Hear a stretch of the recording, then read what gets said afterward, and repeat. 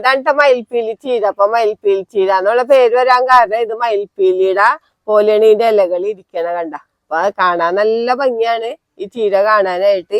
ഇതിന്റെ തണ്ടുകൾ കണ്ട നല്ല കടുത്ത പിങ്ക് കളറാണ് തണ്ടുകള്. പിന്നെ നമുക്ക് ഇതിന്റെ ചീര വിത്തുകൾ നമുക്ക് നേരിട്ട് ചട്ടികളിൽ പാകി കൊടുക്കാം. അതുകൂടാണ്ട് നമുക്ക് വിത്ത് പാകിയിട്ട് നമുക്ക് പറിച്ച് നടുകയും ചെയ്യാം. നമ്മ നേരിട്ട് പാകി കൊടുക്കുകയാണെങ്കിൽ നമുക്കിപ്പോ ചട്ടിയില് അടിയില് ചാണകപ്പൊടി മണ്ണൊക്കെ ഇട്ടിട്ട് നമ്മ വിത്തും റവയും കൂടെ മിക്സ് ചെയ്തിട്ട് നമുക്ക് പാകി കൊടുത്തു കഴിഞ്ഞാല് നമുക്ക് 3-4 വിത്തൊക്കെ ഇട്ട് കൊടുത്താൽ മതി. ഞാനിപ്പോ ചട്ടിയിൽ കണ്ട ചിലതിലൊക്കെ ഇതൊക്കെ ഒത്തിരി വലിയ ചട്ടിയാണ്, കറ്റാർവാഴ നട്ടേക്കണ ചട്ടിയാണ്. അതിൽ ഞാനൊരു 5-6 വിത്തിട്ട് കൊടുത്തതാണ്. എന്താന്ന് വെച്ച് കഴിഞ്ഞാല് നമുക്ക് ഇതിന് ആവശ്യം പോലെ ചീര വിളവെടുക്കുകയും ചെയ്യാം.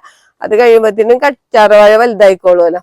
അതേപോലെ തന്നെ ആഫ്രിക്കൻ മല്ലി നട്ടയിലൊക്കെ നമ്മൾ നട്ടുകൊടുത്തിട്ടുണ്ട്. അപ്പൊ വലിയ പാത്രങ്ങളൊക്കെ ആണെങ്കിൽ നമുക്ക് 5-6 കടകളൊക്കെ നട്ടുകൊടുക്കാം.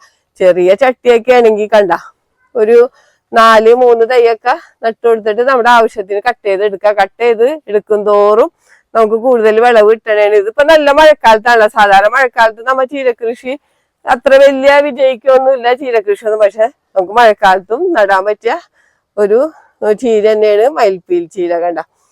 അപ്പൊ നമുക്കിപ്പോ ഒരു പ്രാവശ്യം നട്ടേനാ നമുക്ക് ദിവസങ്ങളോളം നമുക്ക് വിളവെടുക്കാൻ പറ്റും. നമുക്ക് എന്തായാലും നമ്മ ഒരു ഇലക്കറി നമ്മ ഉപയോഗിക്കണമല്ലോ. അപ്പൊ നല്ല ടേസ്റ്റി ആയിട്ടുള്ള ചീര തന്നെയാണ് ഈ മയിൽപ്പീലി ചീര. നമ്മ മറ്റുള്ള ചീര പോലെ തന്നെ നല്ല ടേസ്റ്റിയാണ്. നമുക്ക് കറി വെച്ചാലും അതേപോലെ തന്നെ തോരനുണ്ടാക്കിയാലൊക്കെ ടേസ്റ്റ് ആണ് കേട്ടാ.